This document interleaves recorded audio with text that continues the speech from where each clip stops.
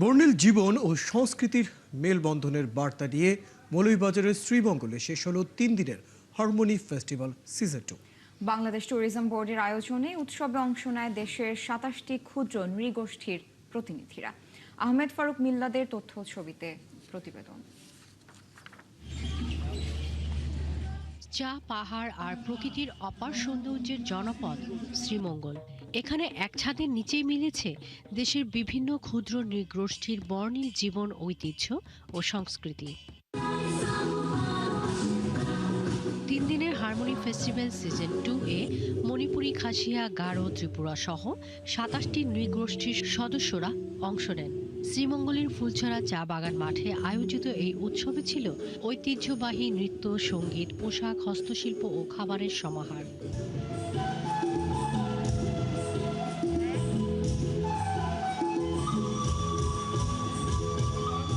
নৃগোষ্ঠীগুলোর 30টি প্রদর্শনীর মধ্যে খাসিয়াদের পান উত্তোলন, ত্রিপুরা ও মণিপুরীদের তাঁত বুনন, চা ও রাবার প্রক্রিয়াজাতকরণ এবং কুমারদের মাটির তৈজসপত্র তৈরি ছিল উৎসবের অন্যতম আকর্ষণ। জুম নাচ দেব। জুম নাচ হচ্ছে আমাদের গারোদের যে জুমে চাষ করা হয়, চারা রোপণ করা হয়, সেগুলো আমরা নাচের মাধ্যমে সবাইকে দেখাতে চাই। মণিপুরী জাতিকে আমি আজকে রিপ্রেজেন্ট করতে পেরে খুবই আনন্দিত।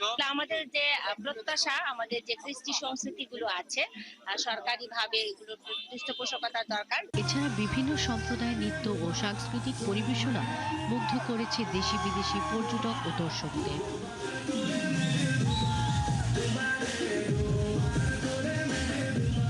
পর্যটনের সাথে যত ধরনের সংশ্লিষ্টতা আছে সবকিছু যেন দেশবাসী সহ বহির্বিশ্বের কাছে অত্যন্ত সুন্দর এবং পজিটিভলি আমরা রিপ্রেজেন্ট করতে পারি। যারা নারী বা মা বোনেরা আছে, ওরা কাজ পাইতেছে, বেকারত্ব কমে আসছে। সমাপনী অনুষ্ঠানে পর্যটন মন্ত্রী বলেন, দেশের পর্যটন খাতকে আরও সমৃদ্ধ করতে সরকার দীর্ঘমেয়াদী পরিকল্পনা নিয়ে কাজ করছে। কোন পরিবেশটা কোন পর্যায়ে করলে কোন ট্যুরিজমটা কোন ইকো আসবে না এথনিক আসবে, সেটা কিন্তু তখন আমরা বুঝতে পারবো। আমরা আগামী সেই মাস্টার প্ল্যানটা চলছে, ইনশাল্লাহ আমাদের মাননীয় প্রধানমন্ত্রী জনাব তারেক রহমানের নির্দেশে আমরা সেটাকে এগিয়ে নিয়ে যাব। আর আয়োজকরা জানান, বৈরী আবহাওয়ার মধ্যেও এমন আয়োজন সফলভাবে করতে পেরে তারা আনন্দিত। তাদের যে ঐতিহ্যবাহী পোশাক, পণ্য এবং তাদের যে কালচারাল ভ্যারাইটি আছে, সেটি আসলে সবার সামনে তুলে ধরা। আমরা এই কার্যক্রমটাকে দেখা যাচ্ছে টেকসই রূপ দেওয়ার জন্য প্রতি বছর একই সময় করব, যাতে আমাদের ট্যুর অপারেটর বা অন্যান্য যারা বিজনেসম্যান আছে যারা এটা কেন্দ্রিক দেখা যাচ্ছে প্যাকেজ প্রস্তুত করতে পারে।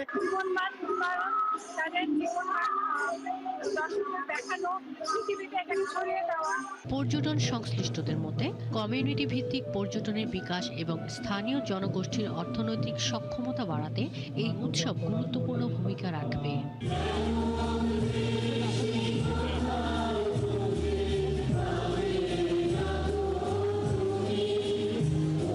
শাকিলা শম্পা, ৭১।